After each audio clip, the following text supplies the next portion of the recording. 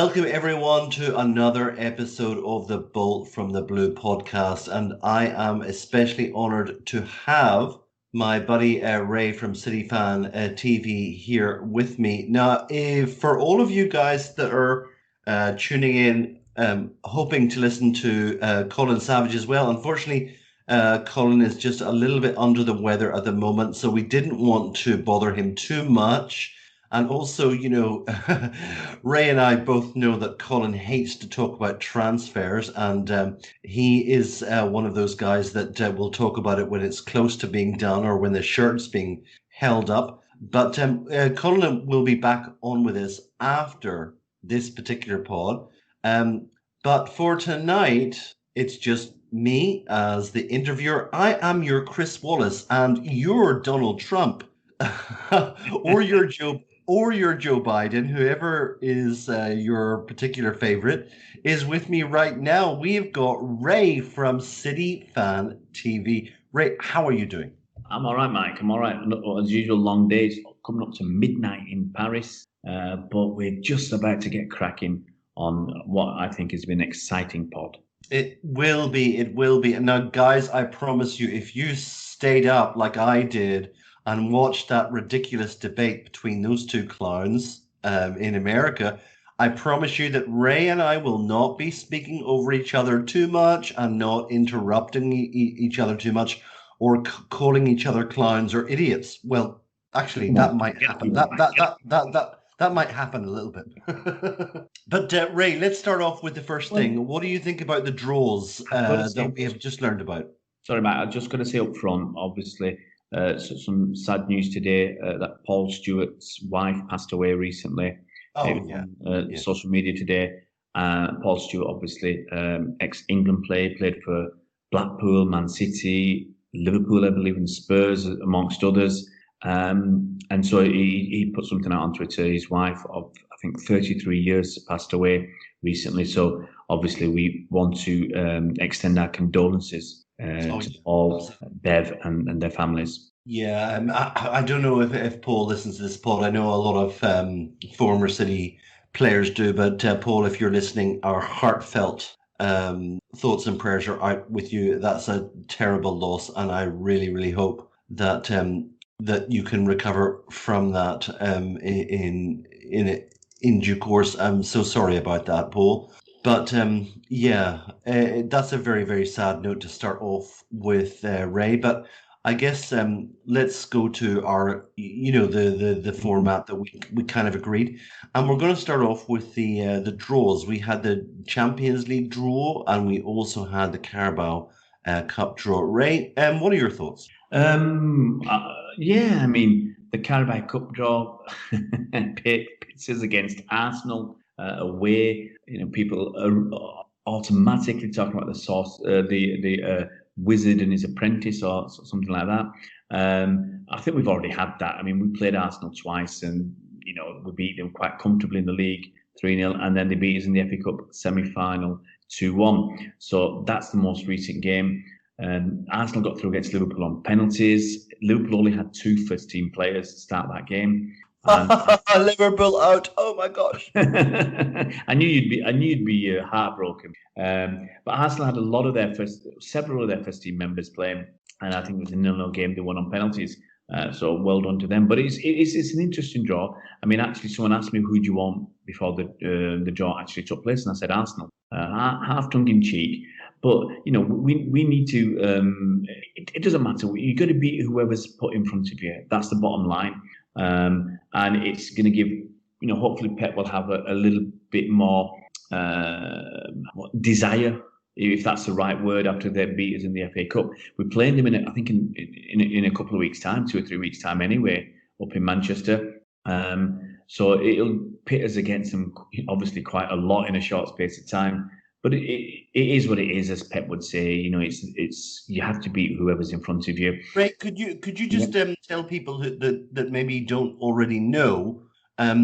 Do you happen to know the other draws? The other draws I did know, but a lot of things just zipped through my mind because I don't care about it.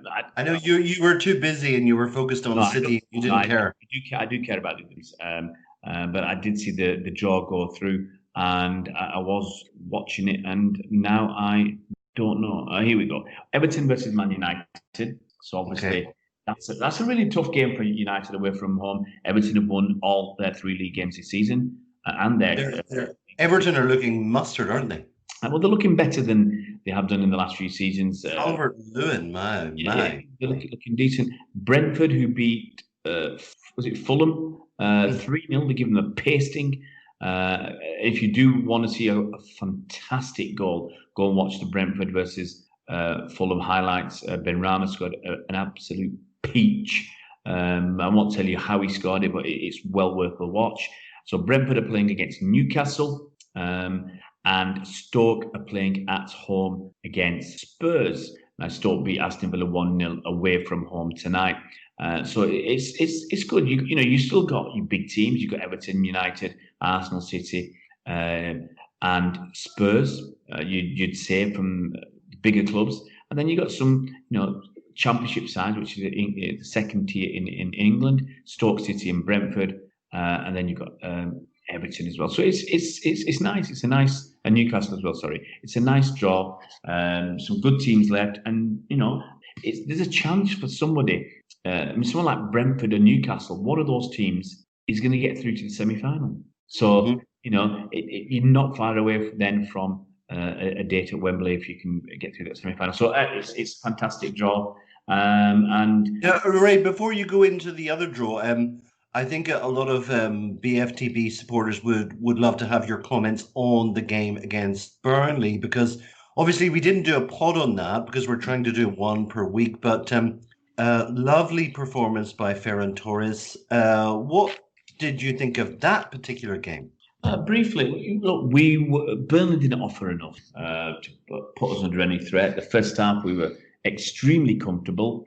Raheem Sterling was hit and miss because he had quite a few chances. Some he should have done better with, but he did score a couple of goals. You can't take that away from him, finding the target.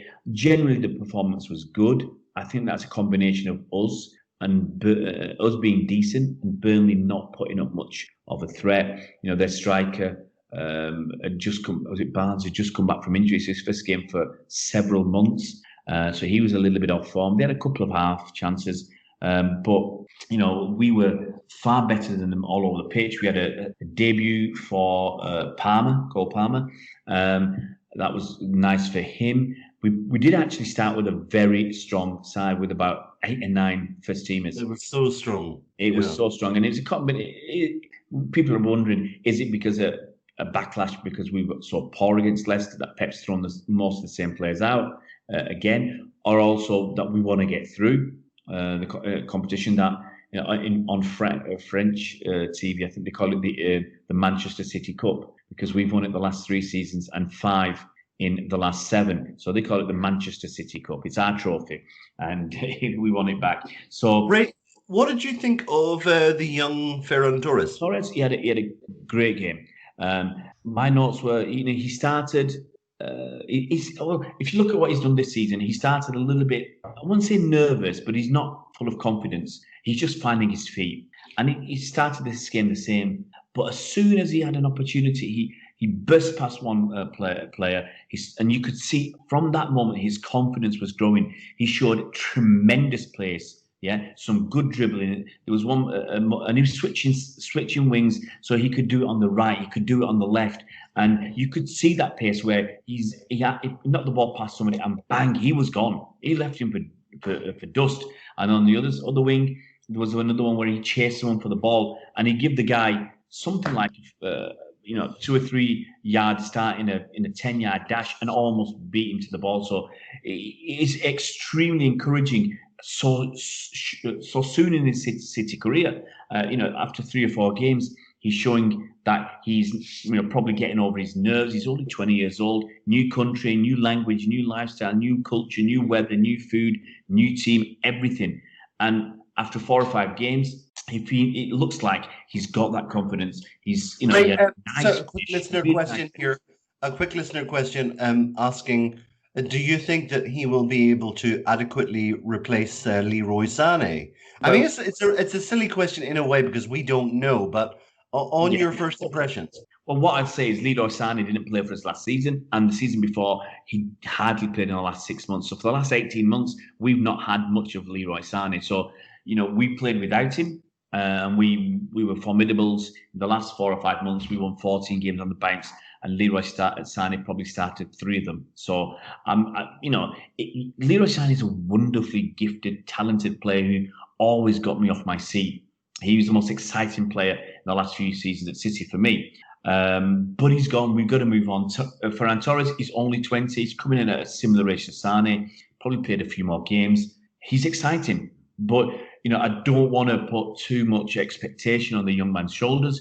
Give him time. What I did say when we signed him, that I expected if he carried on progressing, if he got his confidence, if he found his feet, and he felt he was in the right place, that by the end of the season, he would be pushing Mahrez for that first choice. It might even be sooner. So that's how confident I am in his potential and him delivering. So it's up to him now. It's up to the kid. Well, guys, all of the big guns are behind him. We had Sid Lowe, Graham Hunter, everyone who's in Spain talking about this guy and how amazing he is. And we'll just have to wait and see how that develops. So guys, the first part of our pod tonight was just to let you know a little bit about what's going to happen in the Carabao Cup. But I think that most people that I've had tweeting me are asking for Ray to give his reaction to the Champions League draw. And not just for us, but maybe Ray might talk about some of the other teams as well. But first of all, City's group. How do you feel, Ray? Got to be very happy. Got to be very happy about that. I mean, I've got to give, excuse me, my little gripe about UEFA for something that started.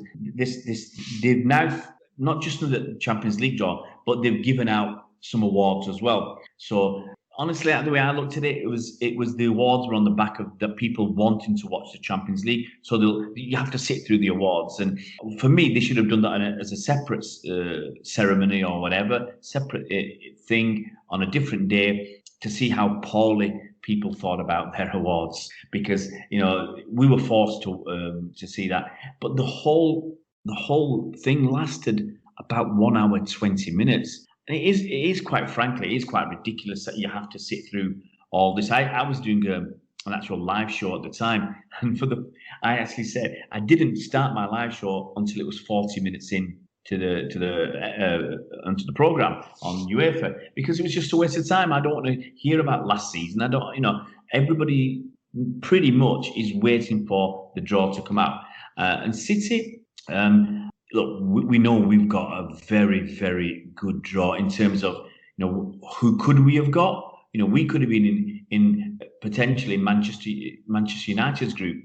There's a lot of, I've got to say, there's a lot of things go on in the background that Liverpool and Man United can't play on the same day. So that's why United were in the group that they were in, and we actually couldn't get in. And once Liverpool were drawn, it's a bit, I won't go into it all. Run us through the groups, Ray. Run us through the groups, and let's see how that it breaks down. Here's the group I was quite pleased we weren't in. Group A: Bayern Munich, Atletico Madrid, Salzburg, and Lokomotiv Moscow. What I've got to say, the second team. So the first team I named were from pot 1, so they're the top 8 seeds. The next 8 from pot 2, then pot 3, pot 4. City were in pot 2, so we couldn't have gotten with Atletico, but we could have been in a group with Bayern Munich, which is hard straight away. So that was Bayern Munich, Atletico, Salzburg, and Lokomotiv Moscow. Group B: Real Madrid, Shakhtar Donetsk, Inter Milan, and Borussia Mönchengladbach. Whoa! Pretty tasty group that is. Pretty tasty. We could have been in there with Real Madrid, Inter Milan, and Borussia Mönchengladbach. Tasty group. Next group is our group, Group C. Gem, an absolute peach of a draw for us. Porto, one of the, let's say, the 3 weaker teams out of 8 in the pot 1 in the top seeds. Porto, Man City, Olympiacos, and Marseille. Now, Olympiacos, the Greek team, they're one of a team that would have been quite happy to draw from pot 3. And Marseille, decent side. I mean, they finished second in Ligue 1, the French league, last season. Didn't score too many goals, didn't let in too many goals. I think they let in 29 goals in 28 games and only scored about 41 or 42. They finished second, but they averaged 2 points a game. So that's a decent return. Obviously PSG waltzed to the French title. But it's a good job for us, Olympiacos. I think that's where Yaya Toure went for a few games. But you look at all the other teams, and to be honest, it's a funny old thing this time. A lot of the strong teams are in pot 1 and pot 2, the top 2 seeds. And most of the other clubs, they also run. So you don't look at them and think, wow, you're going to cause a lot of trouble. But let's go through the groups. Liverpool's group D, Liverpool, Ajax, Atalanta, Midtjylland. I don't think it's Midtjylland, but it's Midtjylland. Interesting there. Obviously, Ajax are a cracking team, but they're always losing their best players. Atalanta, very exciting going forwards. Always open at the back to letting a few goals. And Midtjylland is an interesting one there. Owned, if I remember correctly, by the guy who owns Brentford. He made his money and he runs his football clubs the same way. It's about stats and numbers and, I don't know if it's like a rollerball kind of thing, but he's always looking to get an advantage looking at stats. So they've done really well since he's taken over, and they're now in the Champions League against Liverpool. And the players said, I'm actually going by an interview one of my friends did. He's an Italian football journalist who actually lives in Sweden. He's in Milanese, but he's living in Sweden now. And he interviewed, I think, some of their players recently, and they wanted to play the best. They wanted to play people like Liverpool, so they're really chuffed about that. Group E, Sevilla, who were the Europa League winners, perennial Europa League winners. Chelsea, FK Krasnodar, and Rennes from France. I think Chelsea are very pleased with that. They should be very pleased with that group. Group F, Zenit St. Petersburg, Borussia Dortmund, Lazio, and Club Bruges from Belgium. That's a decent group. Group G, Juventus, Barcelona, Dynamo Kiev, and Ferencváros. That's a killer group, isn't it? It's a tasty group, but you'd expect Juventus and Barcelona to get through because you'd expect them to beat Dynamo Kiev and Ferencváros. I think they're the Hungarian champion. Group H, another tasty one. Talk about tasty. This is probably one of the 2 top groups: Paris Saint-Germain, Manchester United, RB Leipzig, your Upamecano team, and Istanbul Başakşehir. Now, guys, just before Ray continues, I've just got to tell you about a little Twitter spat that has gone on. You'll probably be able to see it after this one, but Mark Goldbridge, and Alan Partridge, Mark Goldbridge, basically came up on everyone's timeline and was complaining about City getting the easy draw. Of course, I had to reply with that image of Kylian Mbappe crying his eyes out. Do you think that they've been hard done by? What do you think, Ray? Who's been hard done by? Mark Goldbridge in Manchester United. About their draw? Yeah.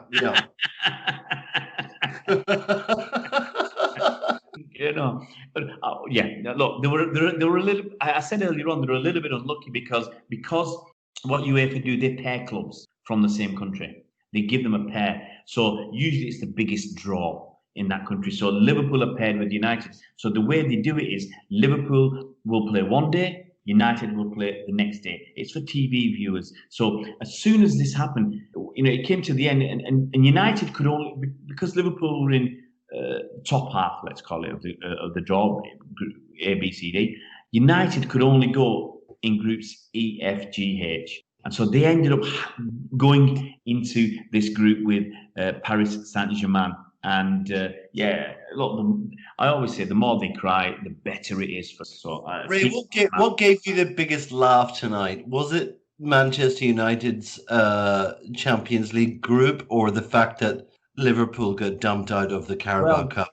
If people follow me on Twitter, they know I've got this laughing video that I made by accident last year when I was doing a live stream with somebody. It's so funny. And by mistake, I'd left my one of the windows open. So I normally when you do live streams, you've got to keep a check on things in case someone writes something a bit rude, so you can delete it or whatever. And so I had it on a different browser, on a different window, and I hadn't turned the volume off. So I was talking to someone, and there was always this echo. So the other guy was he rebooted his computer twice, and I kept saying it's his fault because I've done so many of these. I've done on my channel. In the last 15 months, I've done over 1,000, about 1,200 videos, and I've done thousands of videos in my time. And I don't normally do that, make that mistake, but I made it that day, and so when we just kept laughing because we couldn't work it out, and then we realised it was my side, and then I just died. I really was. I was in so much pain from laughing so hard. I know. I saw that you were in bits. You were in bits. Oh yeah, and I actually say I'm going to die. Because it was so painful. And so people asked me to play this video when Man United lose, or Liverpool lose, or Arsenal, or Spurs, or Chelsea. It doesn't matter who they lose to. They asked me, please play this video, and it's got I don't know how many tens of thousands of views it's got over the time. But it's one of those. So yeah, Liverpool, as I said, Liverpool only played 2 first teamers, so I'm not going to roast them too much about that. There is another cup competition which I think you're going to mention. In a minute. I don't know whether you want to mention it now. It's the fact that Manchester City women have got to the final of the FA. Well, that is our next section, Ray. So tell us about what's going on with Manchester City women's team. We've had a sluggish start to the season. We lost to Chelsea in the Community Shield. I think our performance was poor. We had a player sent off as well, but we weren't in that game at all. Then we beat Aston Villa 2-0. Sorry, they were very poor. They gifted us 2 goals. We had a few chances, but we still didn't click. And you've got to remember, this is a City side that finished second last season, only just because we were on top when the season stopped because of COVID. But we played one more game than Chelsea, and they beat us by a fraction because they. Now, Ray, I think just to bring people up to date, there's been a huge influx into the English Premier League of wonderful players. And City have got, I beg your pardon, City have got Rose Lavelle. Yeah. And we've got Lucy Bronze back again, right? Yeah. And, we got I'll go through them all. I will go through them all for you. This is what I was just talking about the games. So the second game we beat Villa. Third game we drew with Brighton 0-0. We were very impotent in that game. And the worry was we've got all these new stars. So we lost a couple of players in the summer. Pauline Bremer, fantastic. She scored a lot of goals for us. She was a main first teamer. She left, and Tessa Woolard left. But we got people like, you mentioned Rose Lavelle. Rose Lavelle won the World Cup with the United States last year. She was voted the 3rd best player in the tournament. We got Sam Mewis, another American, who won the World Cup last summer. Great goal tonight. She was brilliant. She's brilliant. We got Chloe Kelly, England international winger. We got Lucy Bronze, probably the best right back in the world and one of the best players in the world right now, after winning the Champions League for 3 seasons on the bounce with Lyon. She's come back to City. She was with us before. We got Alex Greenwood from Lyon, England left back. We have got pretty much 2 solid top class players in each position. We had when on the day that Lucy Bronze was announced, the England squad was announced. We had in that England squad 10 players, and that wasn't including and then obviously we had 9 were announced, but we also had Alex Greenwood and we had Lucy Bronze joining us. Okay, quick question. Why do people go to Lyon, who are the world champions, and then leave them and come back to England? This combination of things. Lucy Bronze, you can argue she's done it all. She's done it all at Lyon. One of the reasons for coming back to England is she is preparing for the next 3 years. She wants England to do well in all the competition. She's coming partly for England reasons, and now it is because she wants to be prepared. She wants to do all the training and all the camps, England camps, preparing for the World Cup. These are her targets. She's won it all in. She's won loads of stuff with Man City when she was here in England. She's won everything with Lyon. So now it's basically what she can do on the international stage, and also as a leader, and where she's seen the leader at Lyon. Sorry, I forgot her name now. The captain for many years there, and Lucy wants to do the same kind of thing, and so that's one of the reasons she's come back to City. You talk to somebody like other players have come back. I was actually listening to an interview from an ex-City player called Izzy Christensen, who went to Lyon as well, and she's come back to Everton. And she said she wanted to come back because now the Women's Super League is the best league in the world.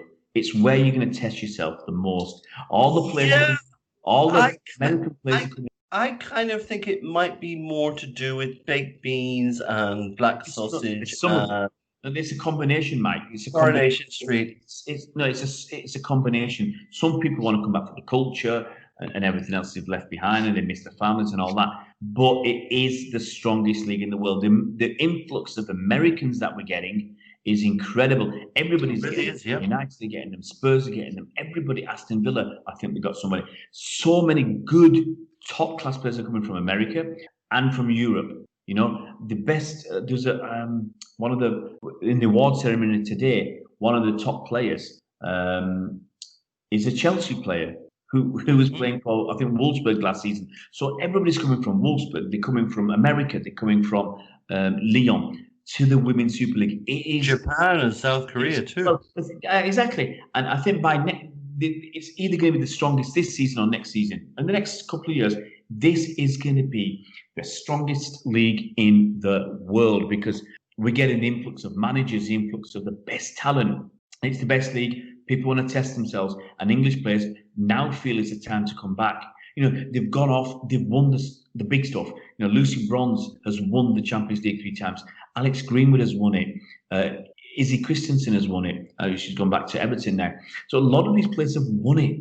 They've won the big stuff, and now, you want that big trophy, the Champions League. Now they've come back. So, and a lot of them are interested in City because City are one of the best teams. So we've done really, really well. The worry, as I said, the worry was before tonight, we hadn't fired in any game. Let's get on to tonight. We hadn't fired in any game this season. And the first half performance from Manchester City against Arsenal. Now, Arsenal, if you don't know anything about Arsenal's women's team, in the last, I think, they've won the FA Cup the most in England. I think in the last 22 finals, Arsenal have appeared in 14 of them. 14 out of 22, something like that. They're a very good team. I think they were finished third last season in the Women's Super League. They've got a striker up front who scored 260 goals or something ridiculous.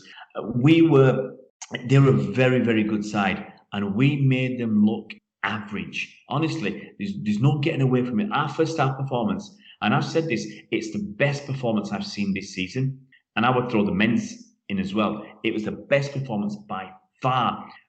We were incredible, and we had chance after chance. We were so much in control. Arsenal was struggling to get even outside their own half for the first 30 minutes, and we went ahead with a good goal. Then Arsenal did equalise. I think something I've worried about is about Ellie Robocar, goalkeeper. I think a little short. It went over her head with their equaliser. Sorry, I didn't even explain Steph Houghton's cracking free kick. This curling free kick from about 25 yards. Very good free kick. And then Arsenal equalised, and within a couple of minutes, City went back ahead with Sam Mewis's goal. But we were, honestly, I can't put it into words how good that first half was. Sam Mewis was incredible. I mean, she's one of the tallest players in the squad, 5'11" or 6 foot tall, which is well over 180, 1m80. And she was awesome, really was. I've got to give shout out for the first half performance of Caroline Weir. She was top class. Second half, Arsenal came back into it. You can't keep a good side down. And we were under a tremendous amount of pressure, incredible pressure. But we were firm, we were resolute, we worked hard. We kept them out. We saw a debut for Rose Lavelle. She came on in the second half. A wonderful second half display from Demi Stokes. She was good in the first half, but she was awesome in the second half. She has an incredible level of, she's incredibly talented, so much pace. She just got everything right. And the funny thing is, we got Demi Stokes is a left back. Alex Greenwood has come back from Lyon. She's another left back, and they both fight for the England berth at international level. And Demi got dropped for the last game against Brighton. But you watch her playing tonight; she was incredible. Player of the match performance for me. But we had stars all over the pitch. It was an incredible display. And if you get a chance to even watch the highlights, please, watch the highlights. And this season, I said it, if City play the way we played tonight throughout the season, nobody's going to beat us. We are clearly the best side, but it's sustaining that. But look, we've got to finish off. We've got a new manager, Gareth Taylor. He just started this season, so he's going to take a little time to settle. The players are going to take a little time to settle. But as we saw with Sam Mewis coming through, she looks awesome. So it's an exciting time to follow women's football. Well, guys, I don't think that we can finish this section without mentioning our very own Manchester City academic. It's Dr. Gary James, a good friend of ours, and as people may know, he's an honorary research fellow at De Montfort University, and he's written an amazing book, guys. If you're really into this, and I think that everyone is going to be, it's Manchester City Women, an Oral History. I've got the book. I absolutely loved it. It's incredible. You need to buy that. You can get it on Amazon, and that will take you through the history of Manchester City Women, and absolutely 100% recommended. If Gary's listening, I really, really hope that people will, particularly male followers, will take an interest and really, really get into the history of it. It's wonderful. That book it's sensational, and I hope that people will take a look and buy that. But Ray, I guess what a lot of people are really interested in is the whole idea of this last-minute transfer activity that people are speculating on. And before I ask you to name your targets, Ray, we've obviously got Ruben Diaz, a fantastic aggressive defender. We've got Nathan Ake, we've got Ferran Torres. But Ray, where do you think the holes in the squad still lie? Well, I think generally fans, I think we're reasonably happy now with our centre backs. Briefly, we've got Emery Laporte, who's a left-sided centre back, Nathan Ake, a left-sided centre back, and on the other side we've got Ruben Diaz as a right-sider, and probably John Stones is going to stay now as another right-sider. And it's interesting, I think I mentioned to you before that Ruben Diaz for Benfica played on as a right-sided centre-back, but for Portugal he plays as a left-sided centre-back. So he's extremely versatile. He's an exciting addition. So I think there's no issues there. Right-back, if you argue we've got Kyle Walker and Joao Cancelo as his backup, then you've got your two players.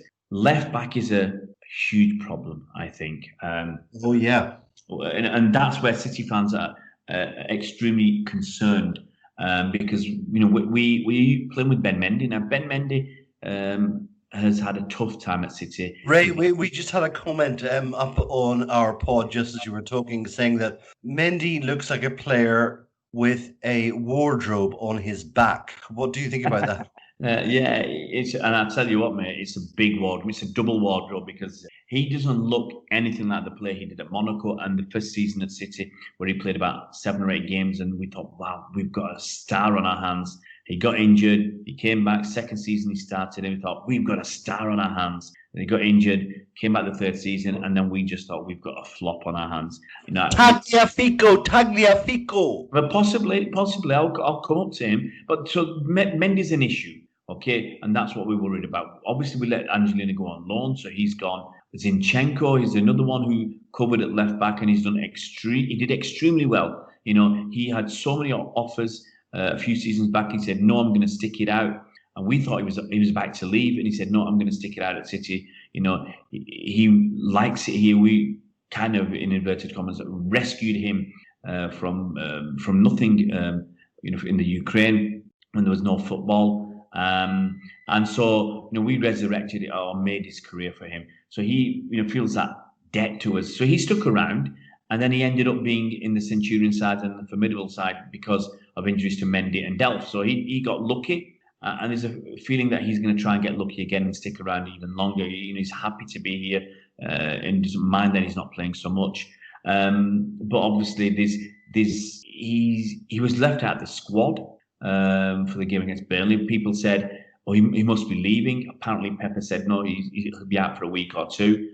The people are putting 2 and 2 together and making about 53 because obviously Zinchenko's wife came out and said some stuff after we got knocked out by Lyon in the Champions League quarter-final about Pep, and people saying, "Oh, that's the reason why Pep is going to get rid of him." There was a lot of noise early this week, around City from the journalists who work closely with the club that City were looking for a left back.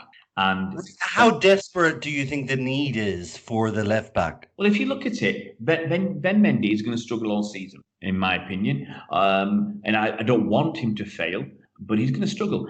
Against Wolves had a torrid time in that first half against Man City.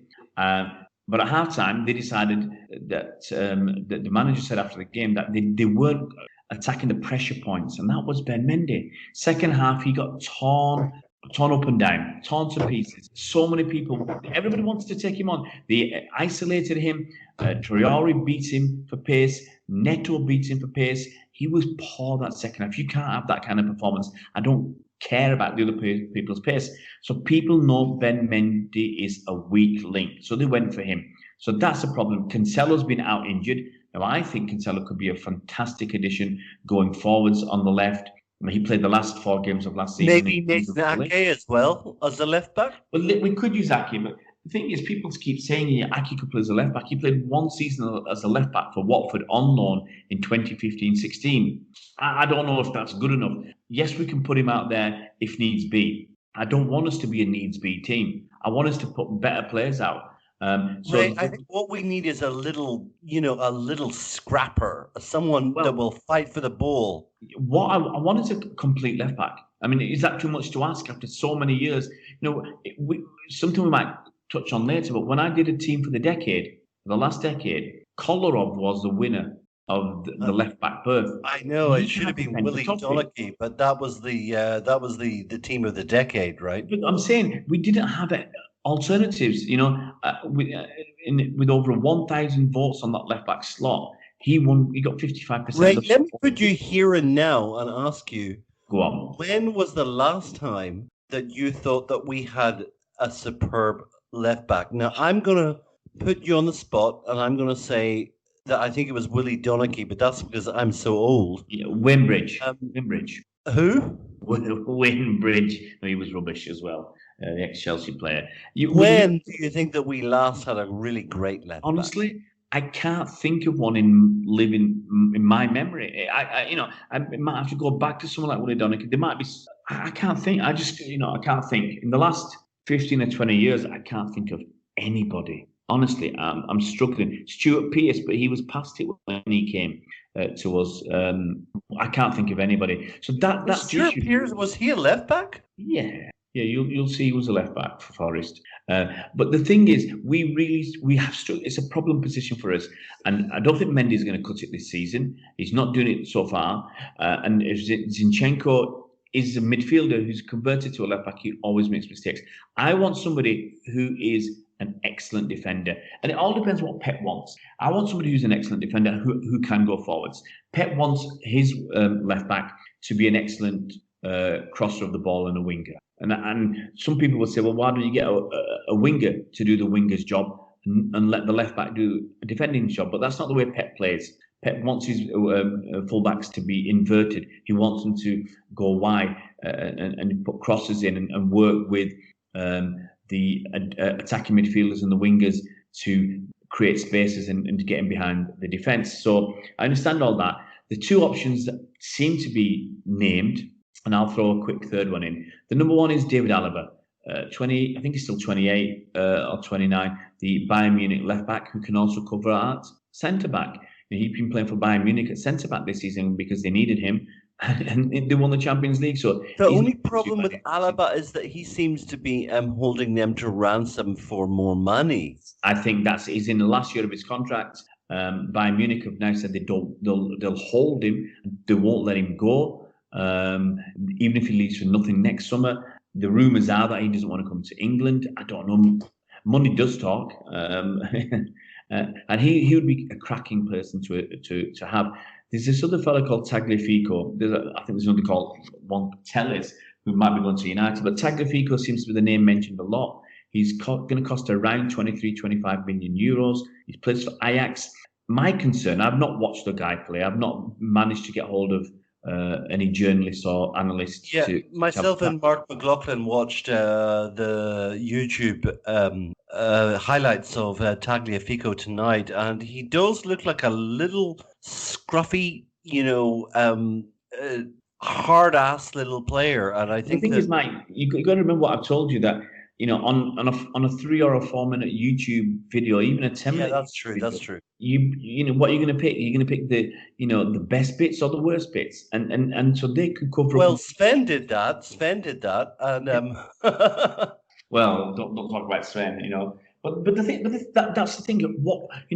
So the thing about Tagliafico is the issue I've got. I'll just look at it, and this is my opinion. He's 28 years old. Okay, he's playing for Ajax, decent side.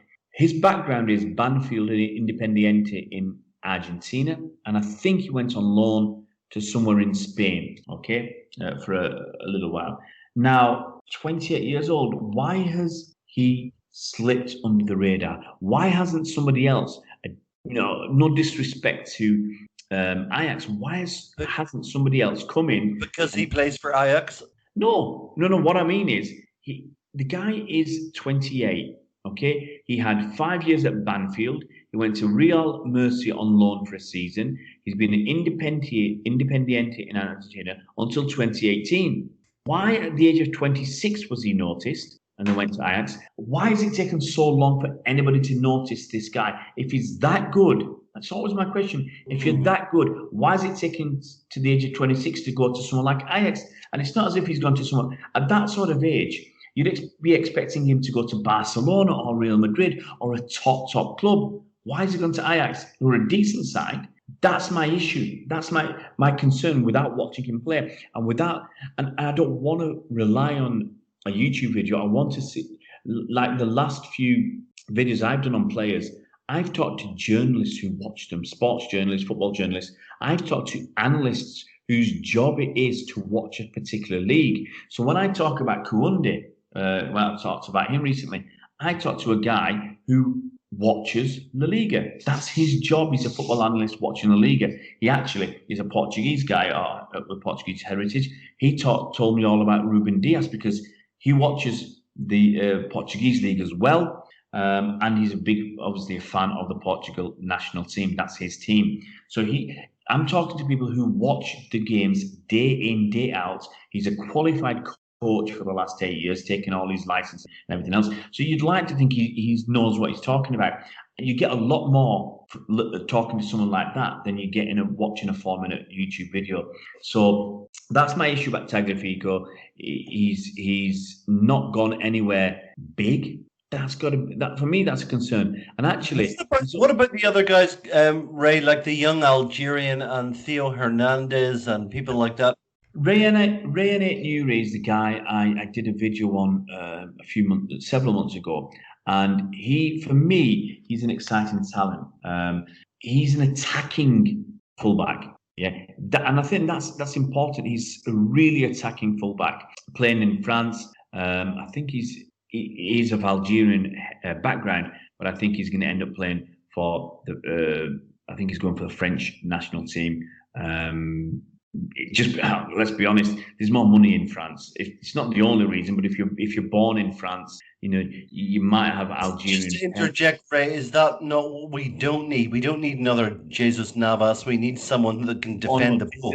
This is not. Jesus Navas was a winger who was not a good winger. Rayan Aït-Nouri, look, I'm excited by this kid. I've seen him play. I've spoken to Algerian journalists. They'll really like him. And he signed a contract extension. I think that's partly to make sure. What we need is someone to scuttle down and stop crosses from coming in. Surely. Depends what you want, Mike. Pep wants someone to attack. So my question is, Ben Mendy isn't, for me, that guy. Someone like Rayan Aït-Nouri, what he likes to do, he likes to take people on, inside, outside. He likes to put, he likes a shot, he likes a cross. So for me, if that's what Pep wants, then why don't we go for more of what we need? You got basically your decision is: do you focus on your attacking or do you focus on the defense? And Pep does not focus on the defense; he's focused on the attack. So why don't you get somebody who's better suited, to do that? Someone who can put good crosses in, someone who can dribble inside and out, someone who can shoot, someone who can score. Why don't you get that proper attacker, someone who used to be a winger? And so for me, he's only 19. He's now he turned 19 this summer. He's got a lot of potential, and there's a risk, obviously, with someone who's got a lot of potential. But people are looking at him. It could be next summer he's too expensive, or he goes to another club. If Barcelona come knocking, he'll be off there. It's one of those things. So he's exciting, but he's an attacker. If it was me, I'd be going for David Alaba because he's an extremely solid defender. And, at some point, we need some solid defenders. Well, Ray, let's move on to, I think, a huge question from a lot of people. If Houssem Aouar is apparently available for the kind of money that we've been reading, such that Arsenal are trying to sign him, what the hell are City doing, sitting back and letting that happen? Well, the thing is, Houssem Aouar, the reported Arsenal bid was 32 million. He's been waiting for a move from Juventus or City. If City or Juventus come along, that's where you'd expect him to go. Lyon want somewhere nearer to 50 million euros, I think. I think possibly he might go up around the 40 million mark. Lots of things depend on clubs' financial situation. Now, without going into too much detail, obviously COVID-19 has had an impact on clubs. They've not gotten any match day income. They've got no fans at grounds. Different clubs are affected in a different way. You've got a small club like Burnley. They miss out on about between £6 and £7 million a season. You've got a big club like Man United. They're missing out on about 110 to 120 million pounds a season. Makes a huge difference. Now, Lyon, the finances are pretty decent, but they do let players move on. We've seen that with Tongan and Bailey moving on and others. They do let players move on. They are a selling club. Their issue is they didn't make it into the Champions League. They finished outside the European positions in France. I don't know if they got through in the Cup, but I don't think so. So if they've not got European football at all, or even if they dropped into the Europa League, it's a huge drop-off in income. It could be worth 30 or 40 million euros to them. So it might tempt them to sell players. That's one of the reasons we managed to get Ruben Dias from Benfica. Benfica didn't qualify for the Champions League. They got knocked out, was it last week? And that helped the deal. They're obviously missing out on the money, and the players missing out on the prestige of playing in a tournament they want to play in. That helps us to get Ruben Dias. And it's the same thing with Lyon. Barcelona are trying to sign Memphis Depay. They're struggling with the money to pay for him. If he moves, maybe Houssem Aouar doesn't need to move, or maybe Lyon can hold out for more money. But still, he's a cracking player. But at some point, City, like everybody else, we're affected by the financial situation. Even though people say we've got one of the richest owners in the world, which we do have, he doesn't put his money into the club the way he used to, the way he had to buy players. Now the club is self-sustaining. We make a very small profit each year. Can we actually afford it? We've lost £100 million, or potentially £100 million, over £100 million in the space of what could be this season and part of last season. It's a heck of a lot of money. We've lost money all over the shop. The FFP fine cost us 10 million euros. There's a Chinese broadcasting deal has been cancelled. I think that's going to cost us £9 million a season. Obviously, the fans not going into grounds is going to cost us about £60 million this coming season. It all adds up. And this, I think the rebate we had to give to the TV companies was about 15 or 16 million pounds last season. So it's all going to add up, and even City are going to feel the pinch. That's why when we wanted Kalidou Koulibaly, we really wanted him. We wouldn't go over about 55 million euros, even though Napoli wanted 70. And everybody thought, well, why can't City pay the extra? But they wouldn't. Then when we moved on to Jules Koundé, we were offering about 50 million euros. Diaz, we paid a bit more for him, but we've inflated the price that we paid for him and inflated the price that Nicolás Otamendi went the other way. So we did a little bit of accounting jiggery-pokery, I believe, to make the numbers work better for everybody. So City aren't pushing the boat out on the transfers. We've got the other thing to also remember. We've got 16, I believe, non-homegrown players. Now, a club in a squad of 25 is allowed a maximum of 17 non-homegrown players. That's basically players who have been through the home nations, England, Scotland, Ireland, Wales, etc. By the time they're 21, they need to have done 3 seasons or 3 years or 36 months in such clubs, at least be registered with them. So there are many players who have been registered with City, for instance, and sent on loan overseas. I think Angelino fits the bill. He hardly ever played for City. He spent most of his time overseas, but he qualified as a homegrown. So that helps us. Someone like Cesc Fabregas, who's an international, huge star for Spain, he's homegrown for England in England because he played for Arsenal for the requisite period of time. Eric Dyer, an England international, he's not homegrown because he came through in Portugal, I think. So these are important considerations. We've already got 16. We've got one more spot. If we're going for a left back, then unless we sell Zinchenko, we won't have the space for someone like Houssem. So that's another important consideration. But he should be somebody we're looking at. He's an exciting talent. But you could also argue that we've got KDB as an attacking midfielder. We've got Phil Foden coming through as an attacking midfielder. We've got Bernardo Silva as an attacking midfielder. Do we really need Houssem right now? Is he a priority? I would suggest attacking midfielder is not a priority, as is a left back or a striker. Well, let's just finish off this pod, guys, by asking Ray about one thing that everyone is talking about, and they're thinking that City really could do with some form of attacker because, as you know, Aguero does suffer his injuries, as great as he is, and as wonderful as Gabriel Jesus is. He's not quite the prolific marksman to take Aguero's place. And so people have suggested a few other names, and we're going to ask Ray to comment on them. The first one is Luka Jovic, who's out of form and out of favour at Real Madrid. There's been a lot of talk about Cavani, and you remember, of course, that Roberto Mancini wanted to sign him. Yeah. And various other options.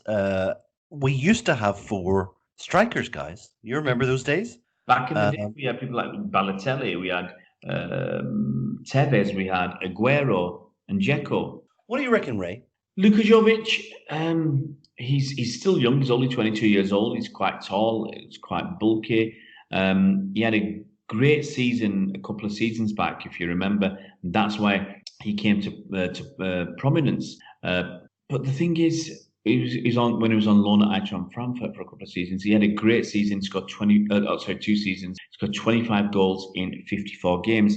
I can't remember. It slipped my mind who his partner was at the time, and it feels like he needed his partner at the time to help score all those goals. I can't remember his name now. Anyway, but the problem is. He's had a tough start at Real Madrid. He's worse than tough. He scored 2 goals in 19 league games. He's had a terrible time at Real Madrid. And it's a possibility that he could go on. He went up for a big money move to Madrid. And maybe there's a possibility that he'll go out on loan somewhere, with a possible, just go out on loan for a season and then come back, or go out on loan with a possibility that he could be sold. I'm not so sure. It depends how you want to look at it, Mike. I'm not so sure I want somebody who's probably after 19 games for Real Madrid and only 2 goals, low on confidence. In total, actually, he's played more than that. That's just league. In total, he's played 29 games for Real Madrid and scored 2 goals. So that's got to be a concern. A guy's probably low on confidence. Is that somebody you want in your side? Is that the guy who's going to make the difference to you?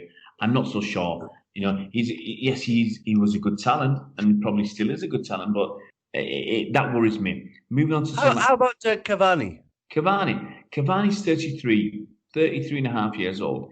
Now he's an exciting talent. He does score goals. Okay, so there's no question about that. For Paris Saint-Germain in the league, that's what I normally look at. He scored 138 goals in 200 games. For Napoli, when he was sold to Napoli, he scored 52 goals in 69 games. He also had a season on loan where he scored 26 in 35. So he scored 78 goals for Napoli in the league in 104 games. That's a tremendous record. And going back even further, for Palermo, he scored 34 in 109. He's also incredibly good looking. Whatever takes your fancy, Mike. I couldn't possibly comment. But he's a cracking player. But he's 33. It depends what he wants. He's 6 foot tall. In the transition between we sign Aguero's replacement and right now, he would be quite a good fit. It would be. What the issue would he be happy? Would he be happy to come to City knowing that in November Aguero's back and Cavani might not play much more this season? Would he be happy? Would he be worried that Gabriel Jesus is ahead of him as well in his mind? So is he coming just to be a stopgap for a month and then be third choice and not play much at all? If we were to go down that route, we'd have to pay an absolute fortune to get him. Otherwise, why would he bother? So I'm not so sure. You could argue he's not played in the Premier League. He's not that fast. Do we need a fast player? We just need someone who can score from 6 yards and score some headers. If you want to do that, then go and get third pick, Ray. How about Jamie Vardy? He's not coming. Simple as that. You're going to move on. That's never going to happen. I know. There are a lot of other exciting players who actually, there's a lot of good players in Italy. I've done several videos about people like Martinez, but he's going to cost us a fair packet. But he looks an exciting 23-year-old who he looks Aguero-esque in terms of what his numbers are and what he can do on the pitch and the effort he puts in and everything else, same height and everything. There looks at people like Dybala, who I think is a little bit too old. There's a player we were linked with called Milik, a Polish international who plays for Napoli. Obviously, when you mention Napoli, people are concerned because we've had so many problems with Napoli. But Milik is a very interesting one. He's had some injuries, so people overlook him. This is the thing. People overlook him because of his injury record. But the thing is, and the fact he's at Napoli, but he's got a good record. He's got a very good record. He's scored 38 goals in the league in 93 games for Napoli. That's not bad. And the season before that, he scored 21 in 31 for Ajax. And before that, he was on loan at Ajax. He scored 11 in 21. So in the 2 seasons at Ajax, he scored 32 goals in 52 games. It's a good return. And at Napoli, he scored a ton of goals as well. And actually, last season, he scored 11 league goals in 26 games. And you might think, well, that's not a great return. But he's third choice. He's not starting a lot of games. The season before, 17 league goals in 35 games. So that's 1 in every 2. So he's a much cheaper option. He's got good height once again. If you want a tall striker to offer you something different, this guy is 1.86 meters, which is 6'1". That's there are other people out there. There's Zapata, another guy who's playing at Atlanta. And you might remember when we played against Atlanta, they're a very good attacking team. He's another guy who is extremely tall, Duvan Zapata. He's 1.86 tall. So it's about 6'2" or 6'3", something like that. It's a Colombian guy. He's 29, which puts people off. They say, well, no, he's 29. But the thing is, he's been around. He has been around, but he scored a shed load of goals in the last 2 seasons. He was on loan at our last 3 seasons. He scored at Atlanta 47 goals in 74 league appearances. That's a cracking return. Last season, 18 league goals in 28 games. The season before, 23 league goals in 37 games.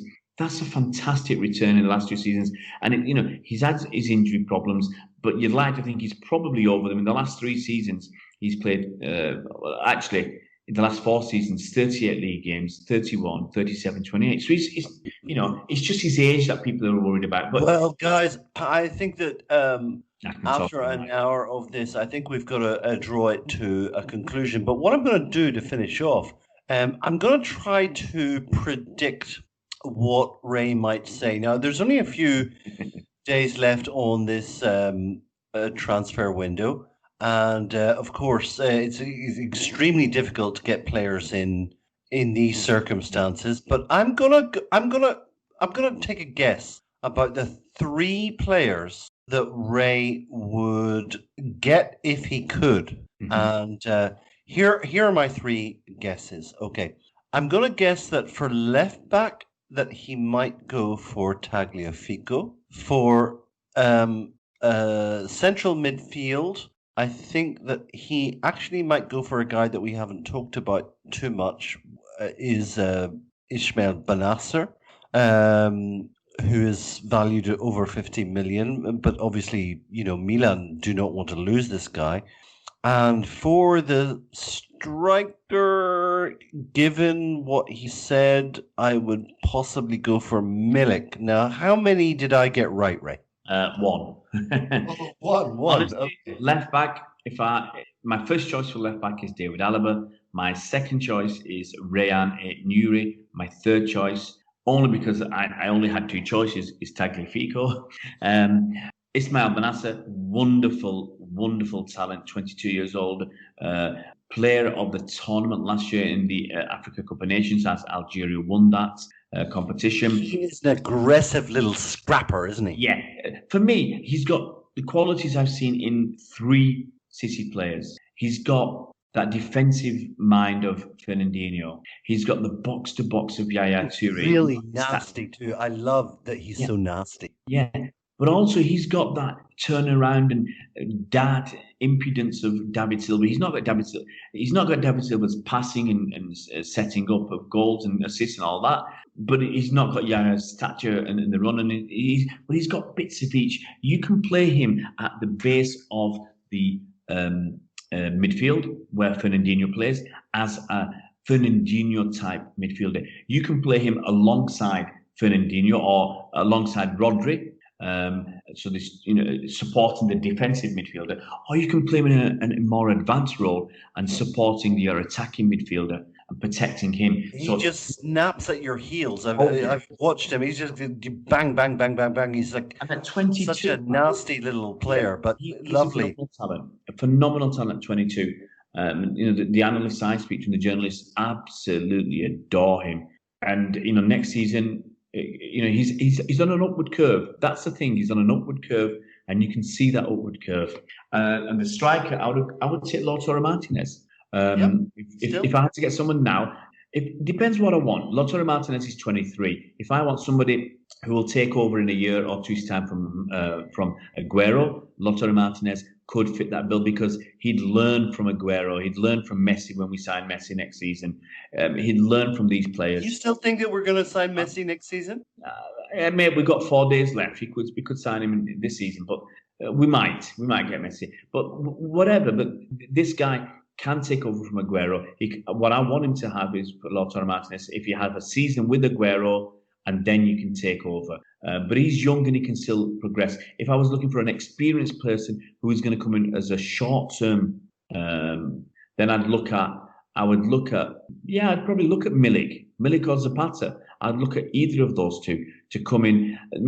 I'd probably go with Milik, I think just because he's moved around and he's done well when he's moved around. you want somebody who can pretty much hit the ground running. So so for me, as I said, my striker depends whether I want someone for the long term, for the next 8 to 10 years. That'd be Lautaro Martinez. If I want someone for the next 3 or 4 years, then I'd either go for Milik or Zapata.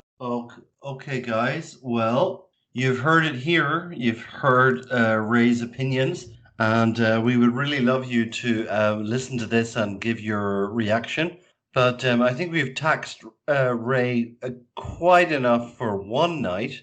What time is it over there in the UK, Ray? In the UK, it is coming up to midnight. I'm in France, so it's coming up to 1. Right. So actually, yeah, Ray is in France right now. So it's nearly 1 o'clock in the morning? 1 o'clock in the morning. Okay, guys. Well, it's just about 10 minutes to 8 o'clock here in South Korea. I hope you enjoyed it. Yeah, guys, give this a listen and get us back to us on what you think, if you've got strongly agreement or strong disagreement.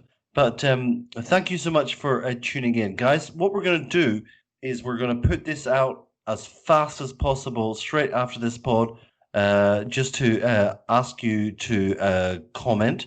But just for right now, we're just going to thank Ray so much for coming on and giving us his views. Thank you so much, Ray. Oh, it's absolutely a pleasure, mate. Okay, guys. Well, this has been the Bolt from the Blue podcast, and we'll be back with you very, very shortly.